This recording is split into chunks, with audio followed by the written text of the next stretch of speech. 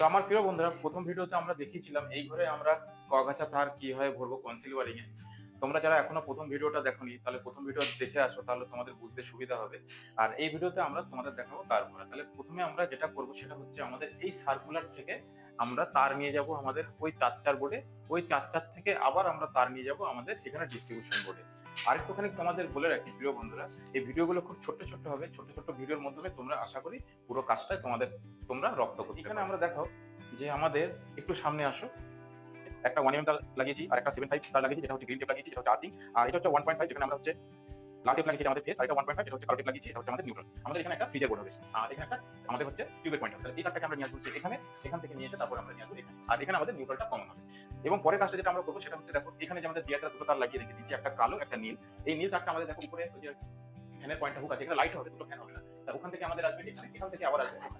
তাহলে আমাদের এখান থেকে শুধু আমাদের তারটাকে নিয়ে যাওয়ার পর এখানে আমরা আরেকটা নিউট্রাল লাগিয়ে দেবো, লাগিয়ে দিয়ে তারপর টেনে দেবো, নিউট্রালটা কমন করবো, আর এইখানে একটা আমরা আর্থিং দেবো। তাহলে চলো এবার আমরা কিভাবে কাজটা করছি তোমাদের দেখাই।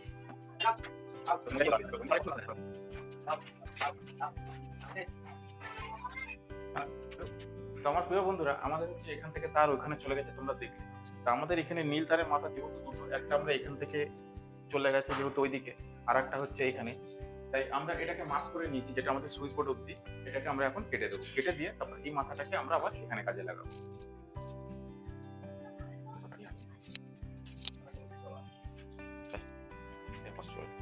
এবার যেটা আমরা করবো সেটা আমরা এই পয়েন্টের তারটাকে এখানে নেবো, এখানে নিউট্রালটাকে কমন করবো, এখানে একটা আর্থিং দেবো, আর প্লাস আমাদের এই পয়েন্টের তারটা দেবো। চলো চলো আমরা এবার এখান থেকে ওই জয়েন্ট বক্স অব্দি আমাদের তারটাকে নিয়ে নিই।